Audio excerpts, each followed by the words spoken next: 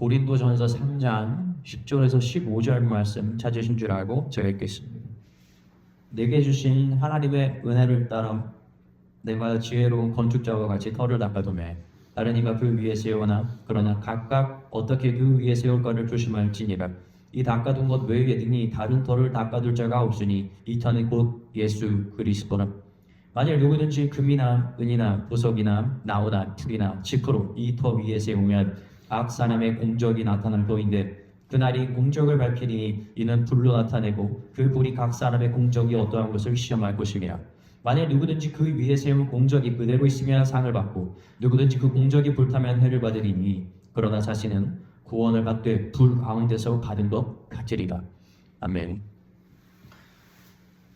요즘 영화관 가면요 저 분주합니다. 그 이유가 무엇이냐면 드디어 우리나라에 또 2년 만에 1,000만의 관객을 동원한 영화가 개봉했어요. 바로 무엇이냐? 이 왕과 사는 남자입니다. 저도 어제 아내랑 너무 내용이 궁금해서 같이 보러 갔어요.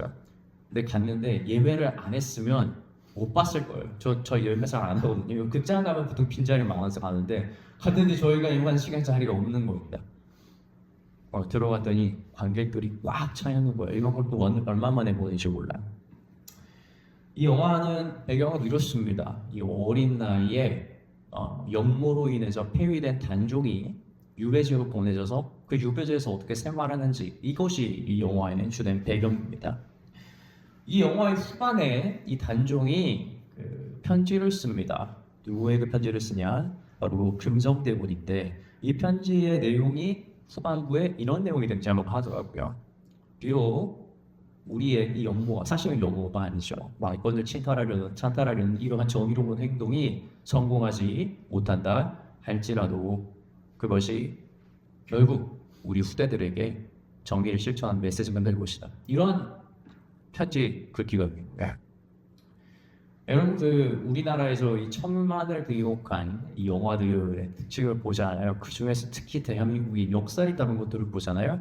정말 처절합니다. 그리고 항상 이러한 메시지가 담겨 있어요. 무엇이냐면 비록 내가 지금 성공하지 못한다 할지라도요. 다시 말하면 우리나라 역사 여러분 잘 뒤져보잖아요. 주로 정말 처절하죠. 항상 어느 나라로부터 공격을 받거나 지배를 당합니다. 혹은 외부로부터의 위협이 없으면요 내분을 일으켜가지고 싸워가지고 나라가 갈렸어요. 지금도 사실은 유일한 휴전국이잖아요 전 세계에서. 우리나라는 그래요. 역사의 어느 곳을 찔러도 이러한 처절한 아픔이 있는 거예요. 그런데 더 놀라운 건 뭐냐면 이 관객들, 다시 말하면 뭡니까? 우리나라 국민들은 그 영화를 보면서 뭘 기대합니까? 그 당시에 주류였던 그 불의한 자들 속에서 숨어있는 몇몇의 그 의인들 있잖아요. 이 사람들을 보고 싶어하는 거예요. 그러고 1,000만 찍는 거예요. 왜 그렇습니까? 그게 너무 공감되거든요. 내가 그들의 후손으로서 나도 이렇게 살아야겠다라는 가정이 되는 겁니다. 여러분 그런 나라가 바로 우리나라인 거예요. 저는 이것을 보면서 우리가 참 배워야 할 점이 있다고 봅니다. 무엇이냐면 이처럼 신앙적 믿음이 없는 사람들이 자신의 목숨을 바쳐서 후세를 위해서 노력하고 고군분투하는 이러한 모습을 보면서 참 마음의 도전을 받습니다. 하늘의 상급을 알지도 못하면서 지금 당장 눈앞에 있는 세상의 불의를 보고 그 주류에 속하지 않고 비주류의 자신의 발을 담가서 자신의 목숨과 자신의 전 재산을 내놓는 이러한 사람이 있는데 하물며 하늘의 상급을 바라는 우리가 어떻게 세상의 악한 권세와 피흘리며 싸우기를 주저할 수가 있는가? 우리가 알고 있는 이 성경에 기록되어 있는 그 수많은 인물들이 우리에게 이러한 삶을 보여줘 왔습니다. 참된 그리스도인으로서 우리도 마찬가지예요. 사도행전으로 끝난 것이 아닙니다. 그 사도행전까지 이어졌던 그 이야기가 우리의 삶을 통해서 여전히 이야기를 써내려가고 있는 겁니다. 비록 그 이야기들이 모두 세세하게 세상에 드러나지는 않겠지만 그것이 결국 무엇이 됩니까? 오늘 우리가 보고 기억하고 따르고자 하는 그 삶이 됐던 것처럼 결국 우리의 삶도 결국 다른 사람들이 보고 따르는 삶이 될 수 있다는 것입니다. 무엇보다도 우리의 자식이, 그리고 또 우리의 자식의 자식이, 그리고 그들이 그것을 기억하지 못한다 할지라도 이미 이 땅에 있는 모든 만물과 하늘의 천사들과 그리고 하나님과 그 우편에 계신 예수님이 우리의 삶을 모든 일이 훑어보며 이것을 일컫고 있다는 사실을 우리는 기억해야 할 것입니다. 이러한 삶을 위해 우리는 첫째, 함부로 주류에 속하지 말아야 합니다. 우리는 성경을 통해서 당시 주류였던 것들이 항상 옳다라고 말할 수 없다는 것을 알고 있죠. 예수님 당시 주류는 바리새인들이었고, 초대교회 당시 주류는 로마 제국이었고, 종교개혁 이전 주류는 타락한 교회 권력이었습니다. 모세 당시 주류는 이집트였고, 여호수아의 당시의 주류는 바로 가나안 사람들이었고, 왕정시대 당시 주류는 이스라엘을 위협하는 바벨론과 아수르였습니다. 그러나 시간이 지나서 우리가 보고 있는 이 성경을 통해 우리 너무나 잘 알고 있지 않습니까? 여러분, 그들은 한때 주류였던 거죠. 역사적 주는 되지 못했습니다. 게다가 하나님은요, 그 모든 일을 그 주를 위해서 행하지 않았습니다. 오히려 그 반대지 않았습니까? 뭐예요? 그 주류는 비주류인 의를 쫓는 자들을 위해서 사용한 하나님의 도구였던 거예요. 그들은 잠시 그들을 치는 막대기로서 사용됐고, 결국 그들의 쓰임이 닿으면 무엇이 됩니까? 바로 그 믿음을 지키면서 살아왔던 의로운 자들의 승리의 전리품이 된 겁니다. 그들이 막강하면 막강할수록 그 전리품은 더욱더 커졌던 것이지요. 그리고 그들의 권세가 크면 클수록 우리가 기억하는 그 믿음의 역사는 더욱더 우리의 뇌리에 강하게 남게 된다는 사실이죠. 제가 대학생 때 대학교를 졸업하고 친구랑 인도 여행을 잠깐 갔습니다. 근데 거기에서 제가 아스라에 있는 타지마할이라고 하는 곳을 방문을 했어요. 타지마할은 아마 지금도 역사 교과서에는 아마 나올 겁니다. 그 건물이 7대 미스테리 중에서 불가사의 중에서 그 하나하나 지났습니다. 그러니까 세계 불가사의 중에 하나에 속할 만큼 너무나 거대한 거예요. 약 5만 평에 이르는 곳이죠. 그렇게 아름답고 반짝반짝 빛나는 곳인데, 여러분, 사람들이 알지 못하고 가면 아마 누가 왕이 사는 성인 줄 알고 알 겁니다. 근데 사실은 그것은 성이 아니라 무덤이에요. 수십 년 동안 한 왕이 자신의 아내의 죽음을 기리면서 만든 것입니다. 이 무덤을 통해서 우리가 보는 것이 무엇입니까? 하나밖에 없어요. 아무리 크고 화려해도 결국 그 무덤에서 우리가 보는 건 그저 죽음입니다. 여러분, 반대로 예수님의 무덤과 너무 대치되지 않습니까? 예수님의 무덤은 잠깐 있다 이제 없어요. 결국 예수님의 무덤이 보여주는 바는 무엇입니까? 한 사람의 죽음이 아니라 한 사람의 부활인 것이죠. 이것은 마치 우리의 삶과 비슷합니다. 우리가 주류라고 불리는 바로 이 세상 속에서 아무리 좋은 것을 쌓아 올리고 주변에 관심과 시선을 모아서 칭송받는 삶을 산다 할지라도요, 여러분, 가장 성공해봐야 그건 타지마할밖에 안 돼요. 결국은 뭡니까? 무덤이에요. 그리고 거기서 여러분은 뭐라고 외칩니까? 나는 죽었다를 외치는 겁니다. 세상에서 가장 큰 것을 얻어봤자 그것이 마지막으로 남기는 것, 그것이 정말 아무것도 아니었다고 솔로몬 전도서에서 이야기하지 않습니까? 모든 것이 헛되다라고 이야기를 하는 것, 여러분, 모든 것을 가져오자고 할 수 있는 말이 어렵다. 그러니 여러분, 우리가 이 땅에서 과연 이 무덤을 위해서 살아야 하는가 고민해 보십시오. 결국 여러분들이 만약에 이걸 계속 세상을 위해서 살아가게 된다면 여러분 삶의 마지막에 남는 건 결국 죽음의 상징물밖에 없는 거예요. 아주 비참해지는 것이죠. 모세 시대의 주류였던 이집트는요, 어마어마한 나라였고 어마어마한 제국이었습니다. 전 세계를 제패할 수가 있었죠. 그러나 모세 앞에서, 결국에는 홍해 앞에서, 결국에는 그 호화로운 이집트라는 궁전은요, 거대한 무덤이 되지 않았습니까?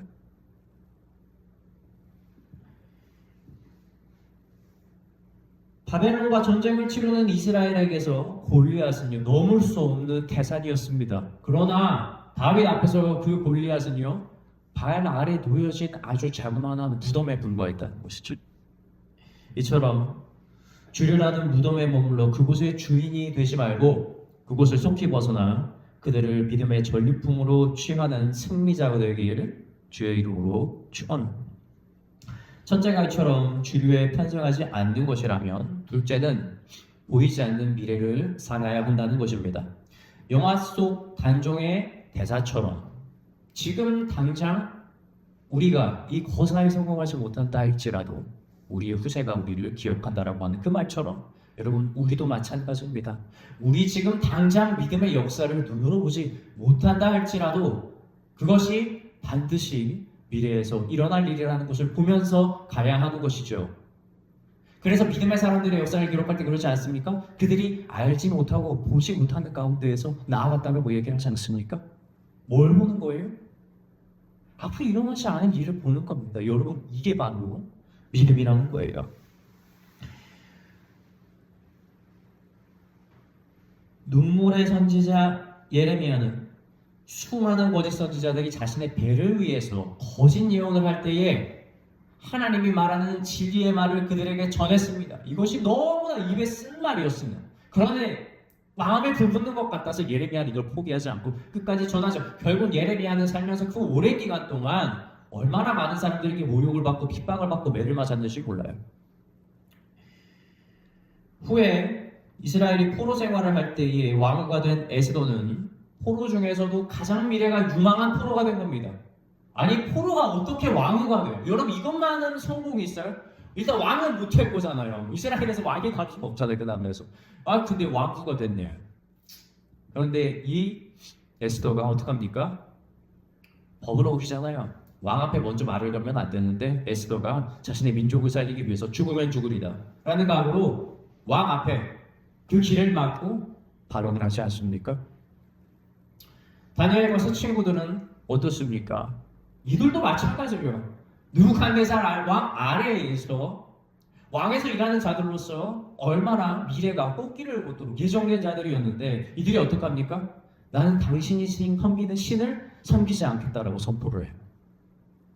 그래서 이들은 사장굴에 던져지고 그리고 엄청 뜨겁게 타오르는 풀무불에 던져지게 됩니다. 저는 이 풀무불에서 던져지는 다니엘의 친구들이 왕에게 하는 말을 여러분들에게 들려드리고 싶어요. 제가 읽어드릴게요. 다니엘 3장 17절에서 18절 말씀. 왕이여, 우리가 섬기는 하나님이 계시다면 우리를 극렬히 타는 풀무불 가운데서 능히 건져내시겠고 왕의 손에서도 건져내시리이다. 그리 아니하실지라도 왕이여, 우리가 왕의 신들을 섬기지도 아니하고 왕이 세우신 금신상에 절하지도 아니할 줄을 아옵소서. 어리석은 사람은 당장 지금 눈앞에서 보이는 것만 봐요. 여러분 지혜로운 사람은요 앞으로 다가올 가까운 미래를 봅니다. 그런데 여러분 믿음의 사람은요 그리 아니하실지라도라는 마음이 생겨요. 비록 내가 믿음을 세우는 일로 내 당장에 있는 그리고 내 앞으로 내 인생에서 만나게 될 복이 없다 할지라도 그리 아니하실지라도 내가 끝까지 하나님을 믿습니다. 여러분 이것이 바로 믿는 사람의 삶이라는 것입니다. 다니엘의 세 친구가 말한 그리 아니하실지라도라는 이 믿음의 고백은 그들이 가지고 있는 소망이 어디 있다는 걸 보여주고 있어요. 이 땅이 아니라 저 하늘에 있다는 것을 보여주고 있다는 사실입니다. 바울을 포함한 예수님의 제자들 역시 이 다니엘의 세 친구와 비슷한 모습을 보여주었죠. 그들은 예수님을 믿고 복음을 전하는 일로 숨없이 매를 맞고 핍박을 받으면서 감옥에 보내지고 심지어 죽음까지 담겼습니다. 그들은 보이지 않는 영원한 것을 위해 눈에 보이는 영원하지 않을 것들을 다 버린 거예요. 예수님께서 마태복음 9장 17절에서 이런 말씀을 하십니다. 새 포도주를 낡은 가죽 부대에 넣지 아니하다니 그렇게 하면 부대가 터져 포도주가 쏟아지고 부대도 버리게 되리라. 새 포도주는 새 부대에 넣어야 둘이 다 보존되느니라. 아멘.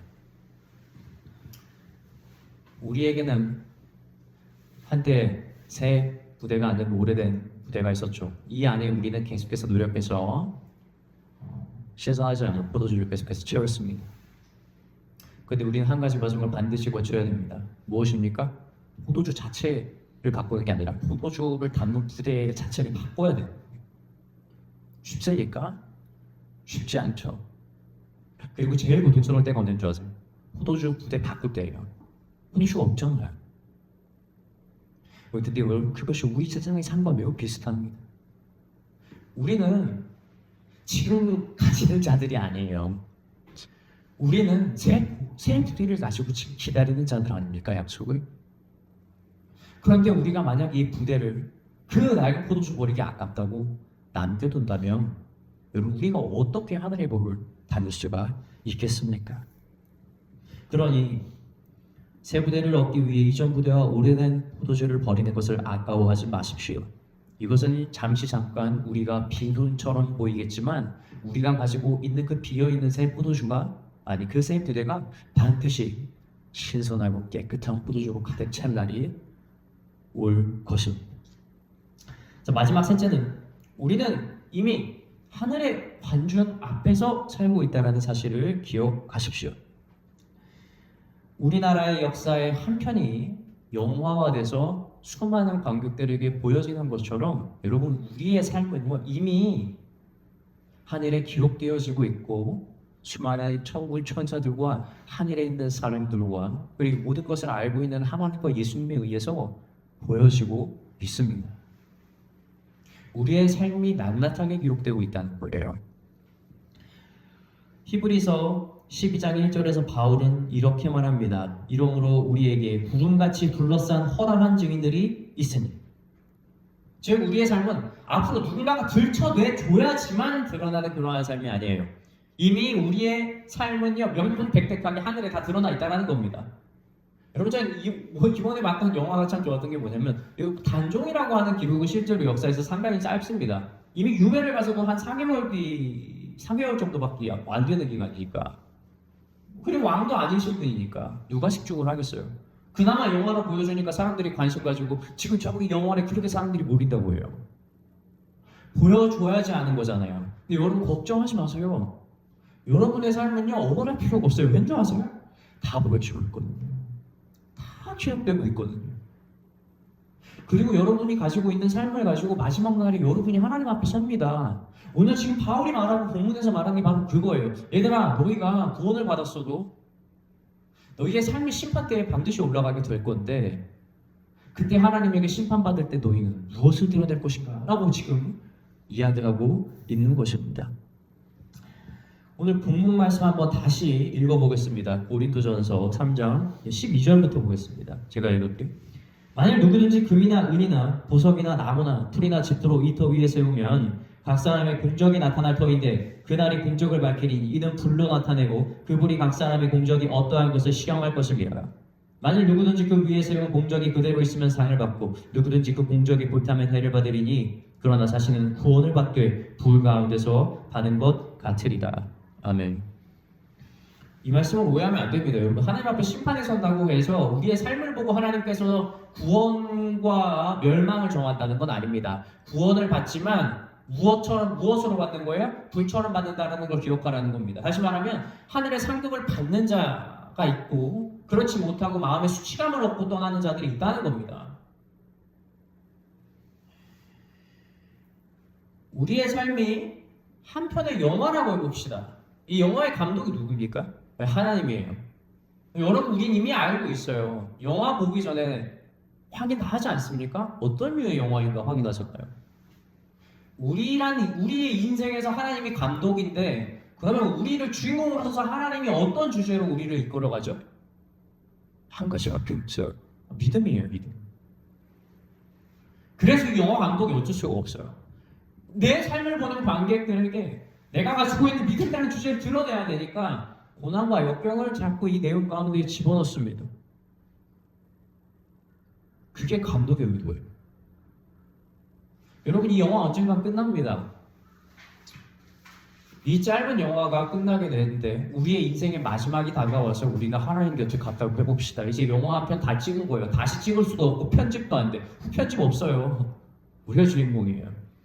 그리고 저 심판대에 서서 우리의 인생이라는 영화를 하나님께서 재생할 겁니다. 우리의 하나의 모습도 숨길 수 없을 거예요. 여러분 그때 그 하나님의 뜨거운 불이 우리를 사를 때 과연 우리에게 남는 것은 무엇인가? 그것을 생각하려고 지금 바울이 이야기하고 있는 것입니다. 맹렬히 타는 불 속에서 살아남은 다니엘의 세 친구를 기억하십시오. 이것이 바로 믿음입니다. 하나님의 심판대 앞에 서서 불시험을 당할 때에 거기에서 아주 소중한 그 믿음이라고 하는 자무수가 우리의 삶에 드러나길 주님의 이름으로 축원합니다. 말씀을 마치고자 합니다. 호세의 믿음을 쌓아내려가기 위해서 우리는 첫째, 함부로 주류에 편승하지 않아야 합니다. 그리고 둘째, 보이지 않는 미래를 위해서 살아야 합니다. 마지막 셋째, 우리는 이미 하늘의 관중 앞에서 살고 있다는 사실을 기억해야 합니다. 이러한 삶을 우리가 살아간다면요, 저 하늘에서는요, 이 땅의 천만 관중의 영화보다 더 크게 칭송받고 인정받는 믿음의 주인공이 될 것입니다. 기도하겠습니다.